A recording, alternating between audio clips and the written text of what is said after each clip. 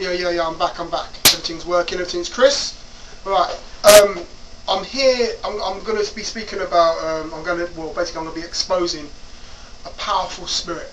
And this spirit is called Aphrodite.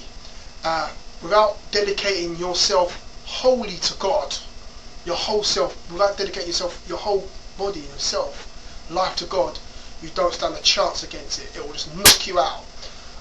In the Bible, it talks about a place called Corinth. You obviously got the first, second book of Corinthians. Anyway, this place is called Corinth, and they used to worship the goddess Aphrodite in Corinth. That was the main goddess, and that's who they used to worship, Aphrodite. Aphrodite is, obviously it's a Greek goddess.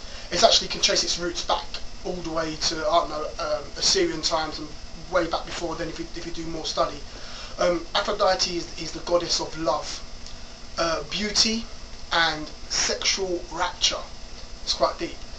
In Greek, there's a word called, the word rapture in Greek is, I think it's harpazo or something like that. It's in 1 Thessalonians 4:17.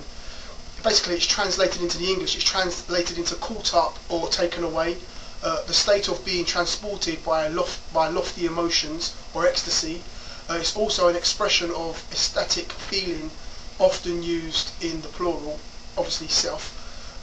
And it also is the transporting of, this is the word rapture, I'm talking about, these are different definitions of rapture. It also means the transporting of a person from one place to another, especially to heaven. Deep. Anyway, in the temple of Corinth, this temple where they worship Aphrodite, the way they worship Aphrodite is by having sex with her priestesses. Her priestesses, they were prostitutes, but they were more priestesses more than called prostitutes. But these women, these priestesses, they used to represent the goddess Aphrodite. That's so when these people had sex, when they went to worship Aphrodite, when they had sex with these priestesses represented Aphrodite, the spirit of Aphrodite. They represent this demon in a fleshly manifestation, so to speak, because they dedicated their life to Aphrodite. So Aphrodite is using these priestesses, using them to have sex with other people, and obviously that's how this spirit receives worship. Obviously through sexual intercourse, and this is just one of the methods that they used to worship Aphrodite. Obviously worship, the word worship is quite a deep word. Worship means to bow down or yield yourself or surrender. So you can see that's quite a deep word. We're only meant to worship God.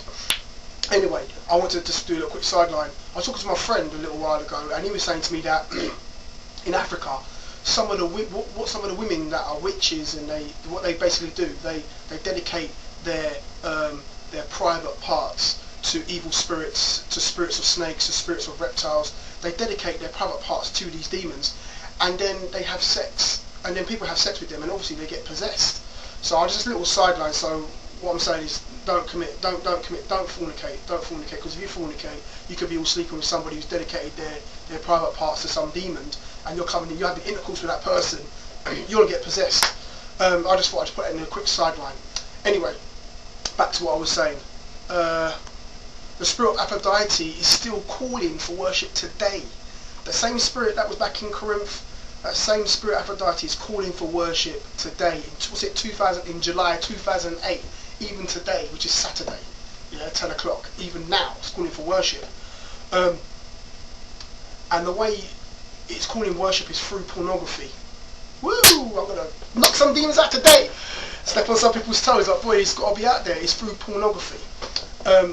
See, you can make an altar anywhere to worship God. You can make in the Bible it says Abraham made an altar here, or Jacob made an altar there. You can make an altar in your house, easy. Just dedicate a place, make an altar, worship God at that altar. But you can make an altar to worship God anywhere. But you can also make an altar to worship demons anywhere.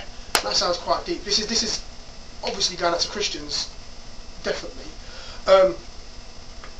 So a lot of men nowadays in the world, and Christian men also, they make altars to worship Aphrodite at home. and it is their home computers. So people are making, Christian men or men in general, they're making altars in their house to worship Aphrodite through pornography. And I'm going to break it down for you so you can understand.